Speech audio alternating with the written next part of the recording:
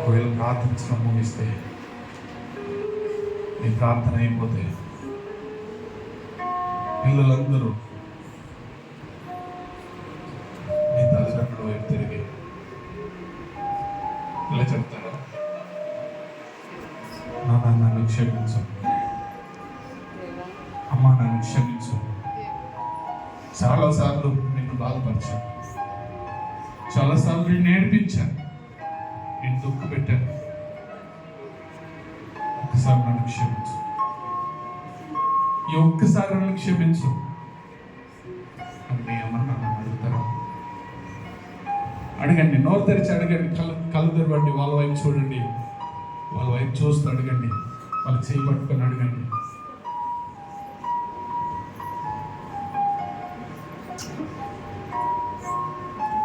వాళ్ళ వైపు తిరగండి.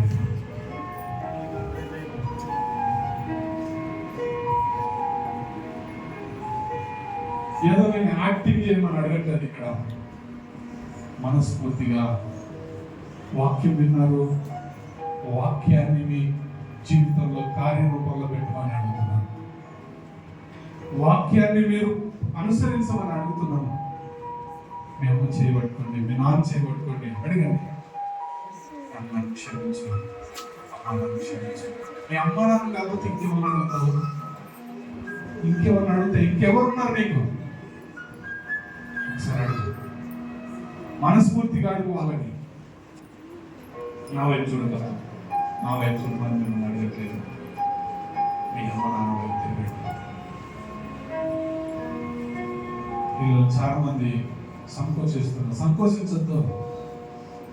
నేను చేసేది మంచి పని, చెడ్డ పని కాదు, చెడ్డ పని కాదు. నన్ను క్షమించండి నన్ను అడగండి, మనస్ఫూర్తిగా అడగండి.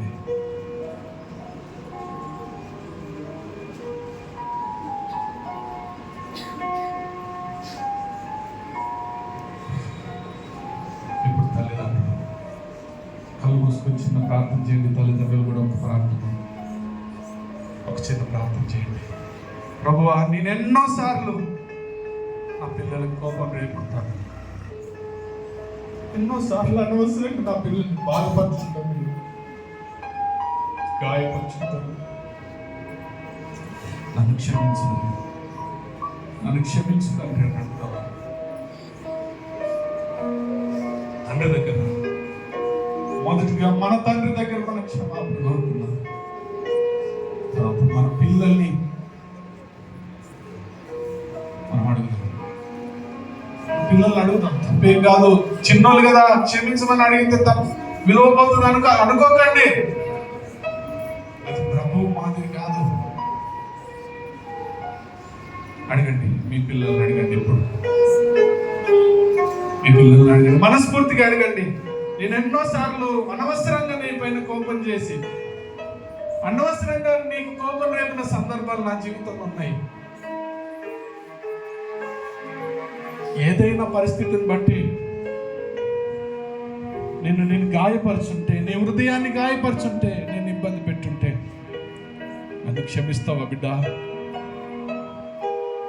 అని నీ పిల్లల్ని అడుగుతావా? అడగండి, దయచేసి అడగండి, దయచేసి అడగండి.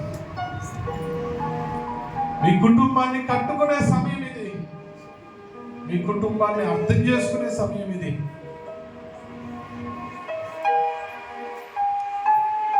అర్థం చేసుకునే టైం ఇది. Don't waste this precious time. ఈ విలువైన సమయాన్ని మీరు వ్యర్థం చేసుకోవద్దు. ఇంకోసారి రాదు ఈ సమయం, చాలాసార్లు రాదు.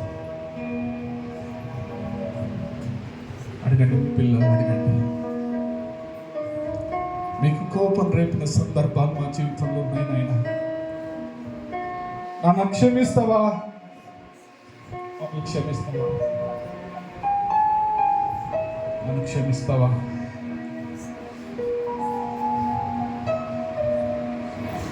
అడుగు, నీ కుమార్తెను అడుగు, నీ కుమారుని అడుగు. వాళ్ళ పిల్లలే కావచ్చు, చిన్న పిల్లలే కావచ్చు, వాళ్ళని కూడా అర్థం చేసుకోకుండా గాయపరిచిన సందర్భాలు లేవు.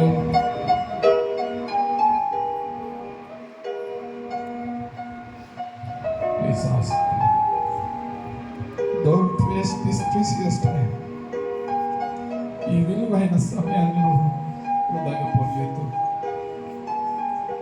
ఇప్పుడు అందరం కలిసి ప్రార్థన చేద్దాం. మీ కుటుంబంలో ఉన్న వాళ్ళందరూ ఒకరి చేయి ఒకరు పట్టుకొని అక్కడనే రౌండ్గా నిలబడండి. అందరం కలిసి ప్రార్థన చేద్దాం. అందరం కలిసి ప్రార్థన చేద్దాం. వీలైతే మాస్టర్ అమ్మ ముందుకు వస్తే అందరం కలిసి ప్రార్థన చేద్దాం.